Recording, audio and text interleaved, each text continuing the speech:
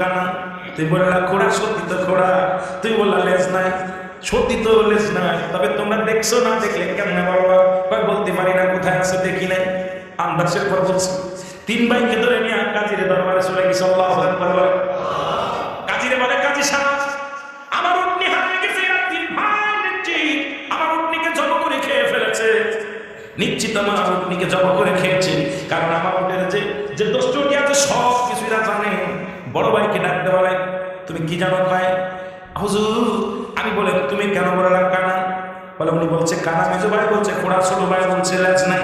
বলে হুজুর আমি রাস্তা দিয়ে আসতেছিলাম, দেখি এক পাশের ঘাস খেয়ে ফেলেছে। নিশ্চিত আমি চিন্তা করলাম ওর একটা চোখ কানা, যদি দুইটা চোখ ভালো থাকতো তাহলে দুই পাশের ঘাস খেত। নিশ্চিত এক পাশের ঘাস খাইছে, আর পাশ চোখে দেখে নাই দিলে। এই জন্য আমি আন্দাজের পর বলেছি উটের মনে হয় একটা চোখ কানা। বড় ভাই বলতেছে, হুজুর আমি এই জন্য আন্দাজ করে ধরেছি, দেখলাম এত সুন্দর ঘাস কিন্তু এক পাশটা খাইছে, আর এক পাশ খাই নাই। তাহলে বুঝলাম মনে হয় এক চোখ কানা মিলে আর এক চোখ দেখে নাই মিলে ওই এক পাশে খাইছে।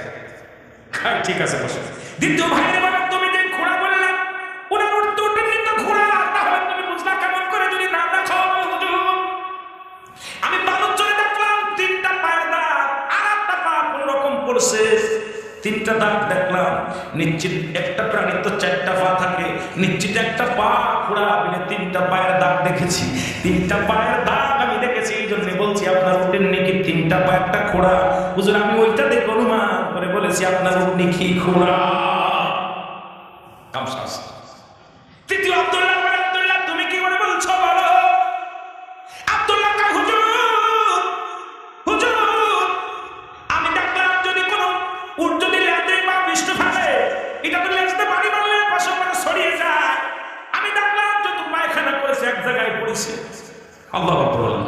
একটু সারাই না, তার দ্বারা অনুমান করেছি নিশ্চিত উটটার লেজ নাই, ওই লেজতে বাড়িও মারতে পারে না, পায়খানা সারাই নাই, এটা এক জায়গায় পড়ছে। এই জন্য বলেছি উঠে মনে হয় লেজ নাই।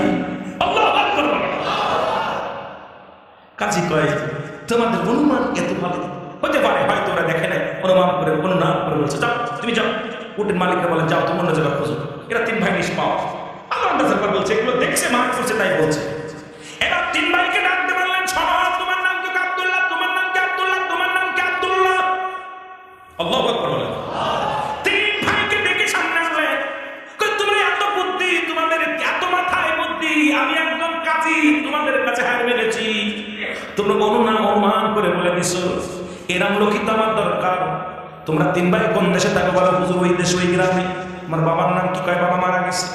মা কই মারা গেছে। তিন ভাই কি করো? আমরা বড় বিপদের মধ্যে আছি। কয় তোমাদের বিপদ কি? বলে আমার আব্বা জান বলে গেছে মৃত্যুর আগে আমাদের তিন ভাইকে ডাকতে বললেন, আব্দুল্লাহ জমির ভাগ পাবে, আব্দুল্লাহ আমার সূত্রে পাবে, আব্দুল্লাহ পাবে না। তিন ভাইয়ের নামই আব্দুল্লাহ। এখন বড় বিপদের মধ্যে আছি, আমরা জমি জমা ভাগ বান্টন করবো।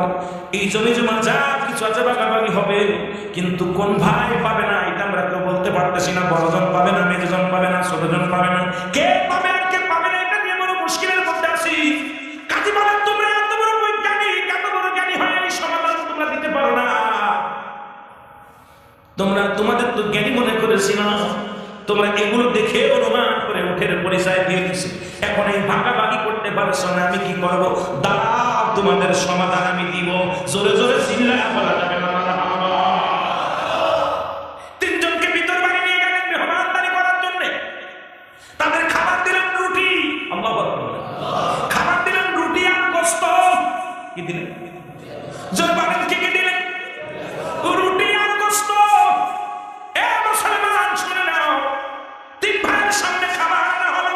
দেখে তিন ভাই রুটি দেখে প্রথম যিনি বললেন, এ মুসলমান শুনে নাও, গভীর মনোযোগ। আমার বাবারা তিন ভাই খাবার যখন সামনে নিচ্ছে,